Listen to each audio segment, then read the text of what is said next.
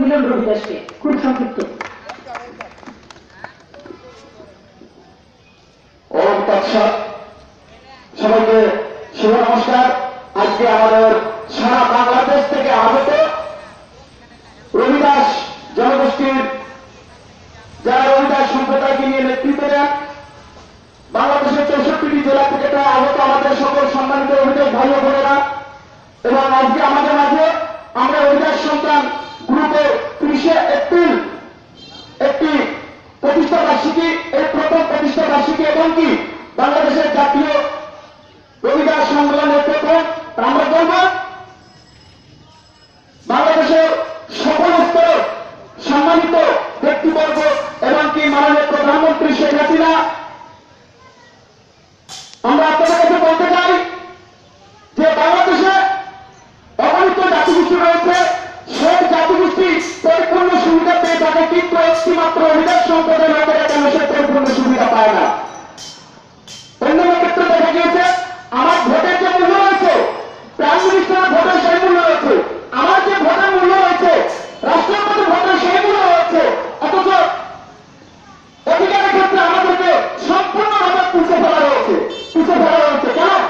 আমাদের ভোটের যদি মূল্য থাকে, আমরা যদি এদেশের নাগরিক হয়ে থাকি, আমরা যদি এদেশের সন্তান হয়ে থাকি, আমাদের জন্ম যদি মাটিতে হয়ে থাকে, তো অবশ্যই আমরা কিন্তু আমাদের সমাধিকার সবার সাথে পেতে চাই। তাই আজ আমি বলবো, আজ থেকে ইতিপূর্বে যা হয়েছে আমরা অনেক অঞ্চল সহ্য করেছি, অনেক নিপীড়ন হয়েছে, অনেক কষ্ট সহ্য করেছি, কিন্তু আমরা এখন থেকে এই মুহূর্ত থেকে আমাদের রবিদাস সম্প্রদায়ের জাতিকে আজ থেকে সমাধিকার দেওয়া হয়। আজ থেকে এই রবিদাস সম্প্রদায়কে এক ছাতার তলে নেওয়া হয়, আমাদেরকে নিয়ে একসাথে কাজ করা হয়। এই রবিদাস সম্প্রদায় অগণিত ব্যক্তিবর্গগণ দেশের জন্য প্রাণ দিয়েছেন, রবিদাস সম্প্রদায় অগণিত ব্যক্তিবর্গগণ যুদ্ধের সময় রক্ত ঝরিয়েছেন, রবিদাস সম্প্রদায় অগণিত ব্যক্তিবর্গগণ সহযোদ্ধা ছিলেন, এই দেশের জন্য তারা প্রাণ দিয়েছেন। অথচ আজকে সেই যোদ্ধাদেরকে কোনো কেয়ার করা হচ্ছে না, সেই যোদ্ধাদের প্রতি কোনো দৃষ্টি আকর্ষণ করা হচ্ছে না, সেই রবিদাস সম্প্রদায়ের প্রতি কোন প্রকার বিন্দুমাত্র ভ্রুক্ষেপ করা হচ্ছে না।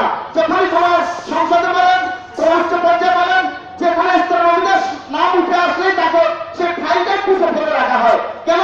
আমরা কি দেশের নাগরিক না? আমরা কি দেশের সেবা পেতে পারি না? আমরা কি দেশের সন্তান না?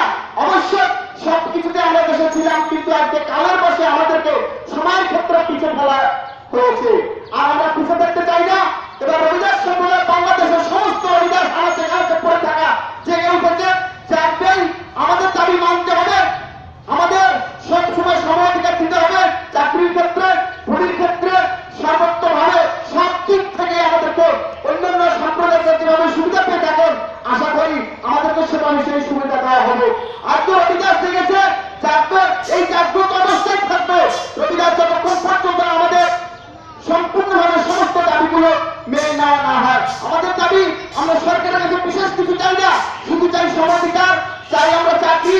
আমাদের রবিদাস সম্প্রদায়ের জন্য চাকরি করে থাকে, রবিদাস সম্প্রদায়ের জন্য অনৈতিকভাবে রাজনৈতিকভাবে ভূমিকা খোলা হয়, রবিদাসের জন্য বাড়ি ইচ্ছা না হয়, রবিদাস সম্প্রদায় বাংলাদেশের পড়ে থাকা যে কোনো জায়গায়, যে কোনো জেলায়, যে কোনো থানার, যে কোনো গ্রামের রবিদাস হতে গেলে তার জন্য সম্পূর্ণভাবে নিরাপত্তা দেওয়া হয় এবং সম্পূর্ণভাবে আমাদের সাহায্য সহযোগিতা করে দিতে হবে। তাই এই বলে আমি আমার বক্তব্য এখানে সমাপ্তি করতেছি। রবিদাস আছে, রবিদাস আছে,